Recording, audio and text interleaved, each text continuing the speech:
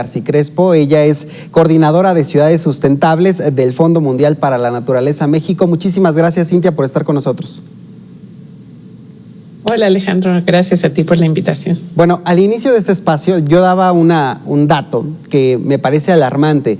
En los últimos 6 años hemos visto un incremento considerable en el clima de México, en estas altas temperaturas de nuestro país. A ver, ¿las alertas han sido muchas y las respuestas han sido pocas? Sí, pues definitivamente esto es una problemática que venimos arrastrando desde hace ya varios años y no hemos querido poner la atención necesaria que merece, ¿no? De hecho, pues antes se hablaba mucho del calentamiento global, después empezamos a hablar de cambio climático, pero ahora ya lo hemos elevado a emergencia climática, ¿no? Muchos gobiernos ya a nivel nacional, algunos a nivel local, han reconocido esto como una emergencia climática, ¿no? Que como tal debe actuarse de forma inmediata y contundente, cosa que no hemos hecho en nuestro país, ¿no? Desgraciadamente, y eso pues nos ha llevado a enfrentar este tipo de situaciones cada vez más extremas de una forma inadecuada, lamentablemente. A ver, pero es un tema de recursos, es un tema de voluntad política, es un tema de acuerdos internacionales o simplemente es un tema de desconocer cuál es la vía para poder ir reduciendo estas huellas ecológicas. Es un tema muy complejo en el que todos y todas tenemos un rol que jugar. Por supuesto, los gobiernos nacionales tienen un rol muy importante, efectivamente, con los compromisos que hay a nivel internacional en el marco del Acuerdo de París, que fue un acuerdo que se firmó hace 5 años ya con más de 190 países de las Naciones Unidas, en donde se reconoció este problema de cambio climático y cada país se comprometió a tomar acciones en el tema de mitigación de los gases de efecto invernadero, que son los responsables del cambio climático, y en adaptación, ¿no? En generar acciones que nos permitan adaptarnos a este cambio que ya está sucediendo. Entonces el gobierno nacional pues tiene esa responsabilidad de cumplir con ese acuerdo de París, pero por supuesto también los gobiernos subnacionales tienen un rol que jugar al hacer acciones concretas en sus territorios, y por supuesto también la sociedad civil, nuestro propio rol como ciudadanos tenemos que actuar a nivel personal con nuestras acciones del día a día. La academia, por supuesto, también enfocando sus esfuerzos hacia la investigación y a la generación de conocimiento en este sentido, y por supuesto el sector privado sin duda también tiene un rol importante que jugar, ¿no? Entonces es un problema muy complejo que no hay un solo responsable ni una solución unilateral, ¿no? Sino que se tiene que resolver precisamente desde desde un sistema complejo, ¿no? Que es el que formamos todos los seres de la sociedad. Cintia, me parece que nos das un panorama sobre lo que tendríamos que hacer cada uno de los actores: ciudadano, gobierno subnacional, gobierno federal y en general la visión de país que debería de tenerse. En algún momento de este, digamos, problema que además ahora ya se cataloga como una emergencia climática, ¿México ha sido mucho más contundente?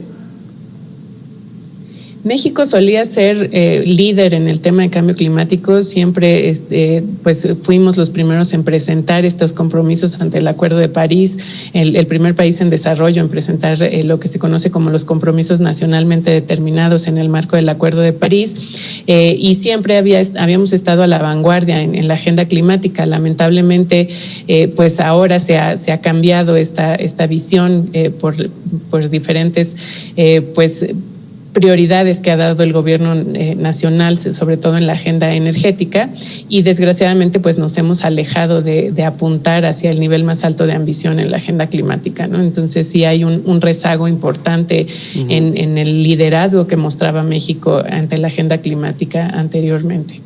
Ahora, Gabriel Cuadri hace unos momentos nos daba una entrevista donde hacía referencia a que se han desmantelado también, pues económicamente, ¿no? Básicamente estas instituciones encargadas de hacerle frente al cambio climático. ¿Coincides con esta visión?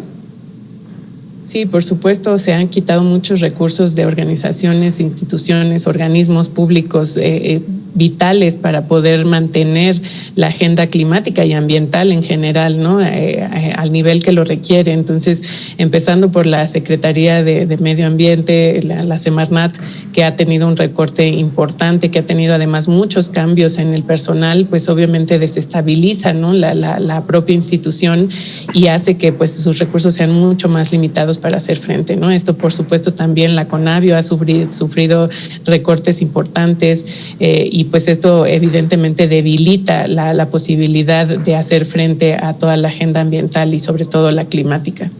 Cintia, a ver, ahora vayamos al cómo sí. ¿Cómo sí yo, ciudadano, podría impactar de una manera favorable para reducir este problema, para atender esta emergencia climática? Porque me ha tocado escucharlos en la calle ahora que hacían esta reducción del hoy no circula, que era obligatorio por las partículas PM2.5. Mucha gente que decía, ¿y de qué va a servir que yo no use el coche hoy si ahí tenemos a la fábrica haciendo un humarón todos los días desde muy temprano durante varias horas? ¿De qué sirve que yo no salga con el coche? Dinos, ¿cómo sí le hacemos?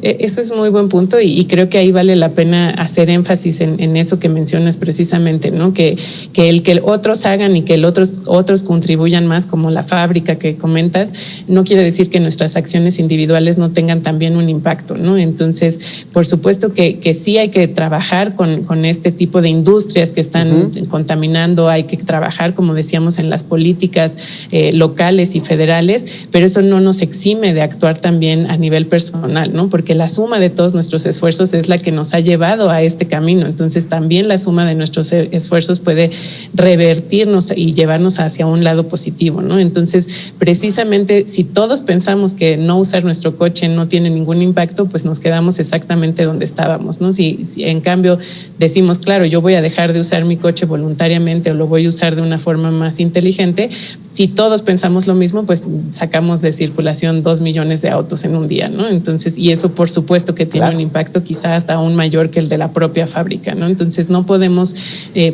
plantarnos en esa visión egoísta de pues no hago porque no es significativo, sino más bien con el, como dices, el cómo sí, ¿no? El sumar esfuerzos y hacer que nuestras voluntades sumen, ¿no? Entonces cada acción que podamos revertir, claro que tiene un impacto positivo, ¿no? El uso del automóvil, por supuesto, es uno de los que tiene un efecto más inmediato en la calidad del aire, incluso que respiramos, ¿no? Pero también hay muchos otros tipos de acciones que ya deberíamos de haber internalizado en nuestra vida diaria, como el separar los residuos, como no utilizar tantos desechos o plásticos de un solo uso, como, no sé, por ejemplo, tener una dieta más saludable que también nos evite desperdiciar alimentos, etcétera, ¿no? Entonces hay muchas acciones individuales que por supuesto podemos hacer y que pueden sumar a que esto frene pues esta emergencia que estamos enfrentando. Cintia, me quedé pensando en esta campaña que vimos hace unos días de apaga un foco, colabora un poco para justo evitar los apagones, ¿no? Pero en este caso sería también el llamado desde apagar un foco también en casa, podríamos tener esta reducción de la huella ecológica que todos los ciudadanos, hay que decirlo, todos cooperamos en buena parte de esta emergencia climática. Por supuesto, claro que sí, cada acción cuenta y yo creo que lo peor que podemos hacer es la inacción.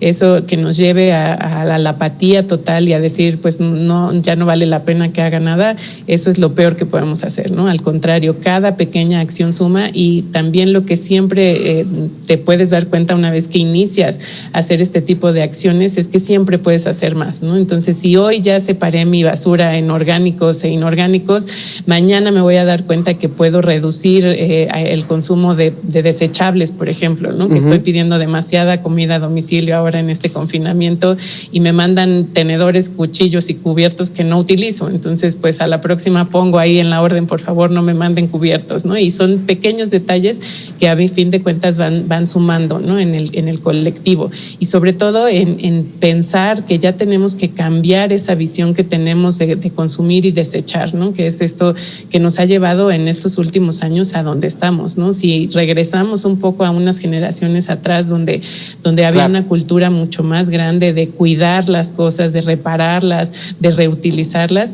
pues volveríamos a un poco a donde estábamos, ¿no? Y no seguiremos aumentando el problema como lo hemos hecho en los últimos años. El problema es de todos. Cintia, muchísimas gracias. No, al contrario, gracias a ti, Alejandro, por la invitación. Buenas tardes.